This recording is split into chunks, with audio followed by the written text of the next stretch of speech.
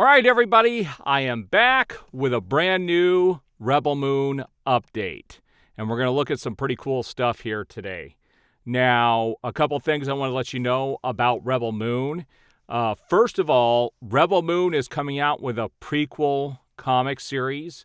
I think the first issue, or maybe more, is going to be about the Blood Axes.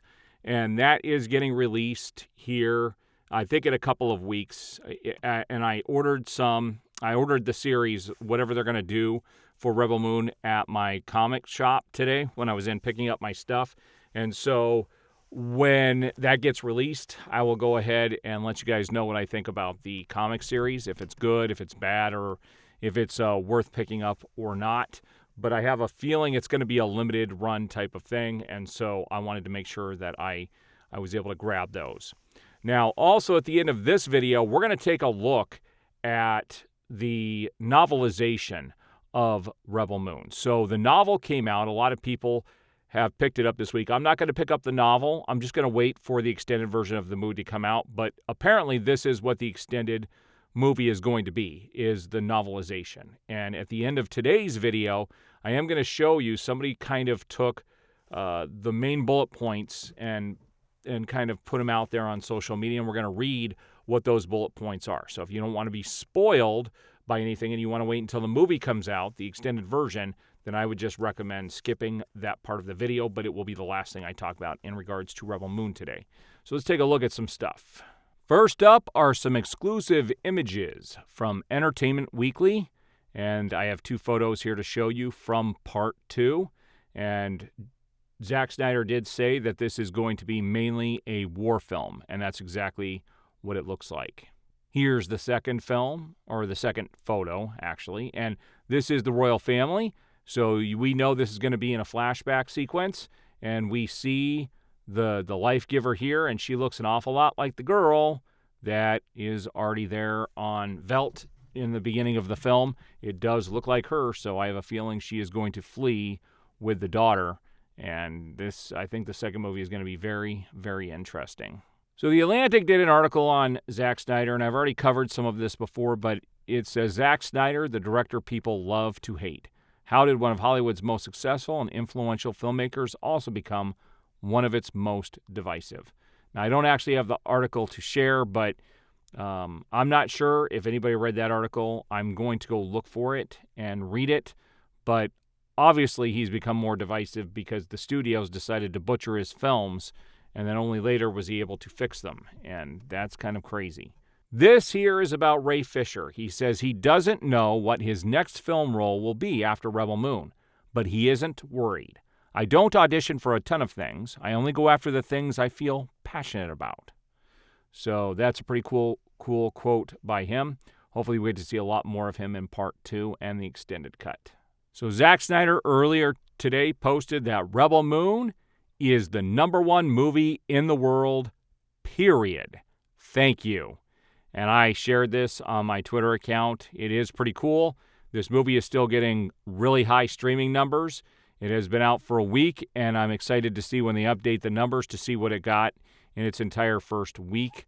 But no matter how you look at it, this movie is successful, and I think most of the people I know have either seen it, some have liked it, some haven't, and everybody is entitled to their opinions. And so it's interesting. I am going to be seeing this for a fourth time this evening. My wife will be watching it for the first time, and we're going to be seeing it with my good friend who I saw the first viewing with when I actually got to go see it early. We're showing it to our wives this evening, so that should be kind of fun. All right, now we're going to talk about the actual novelization and the extended version of the first film. So if you don't want to be spoiled by anything, now is the time to leave. All right, so these are the bullet points. First of all, it says there is an entirely different opening exploring Private Eris's backstory and noble systematic slaughter of his homeworld and family before conscripting him. The next bullet point says several additional scenes between Private Eris and Sam that have a romantic undertone and explore what the village is doing when Cora leaves. Slightly longer dialogue between Jimmy and Sam, and more scenes showing Jimmy becoming a silent, watchful guardian of the village. In general, better pacing that will allow the characters and narrative more room to breathe as Cora goes around planet hopping to recruit her squad. Korra sleeping with Den during the harvest night, exploring her willingness to only engage in physical satiation, but fear of being truly vulnerable and loved. Additional gore, especially in key scenes, such as Sindri's caved-in skull, the barn fight, the Bennu mauling Hickman, Noble's protruding bone after Korra breaks his arm. Extended introduction in Dagus, with the crew meeting up with Nemesis in the noodle shop.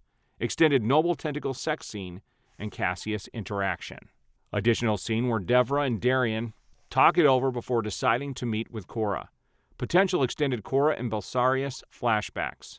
Potential extended flashbacks with Cassius and Noble during their training days. Potential flashbacks showing when Korra first landed on Velt and was saved by Hagen. That should be cool. Kai taunting Gunner more about being a coward and not making a move on Korra. We may get additional dialogue between Korra and Noble during their fight scene at the end of the movie. Jimmy monitoring Hawkshaw, who are spying on the group as it returned to Velt. And there's kind of a double star thing here, and it says, for these, I'm not sure how extensive the flashbacks or new scenes will be in the actual film, or if this was the author just filling in the gaps. Either way, there's some great character lore here. I may have missed a few things, but these are the big scenes I think will probably be included. So there you have it. There's going to be a lot to explore with this world coming up with the extended versions. I'm excited for the extended versions. I'm excited for part 2. We got the comic series coming, the novel's out. I've also seen some exclusive toys that are out there too, which are pretty cool. And if I come across some of those toys, I may pick them up.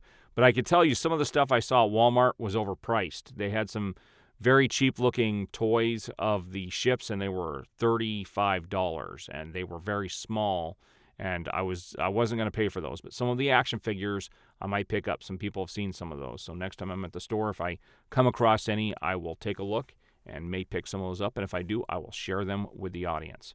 All right, I will be back with more updates on Rebel Moon as needed, as more information gets released. I do appreciate all the support. We will see you guys on the next video.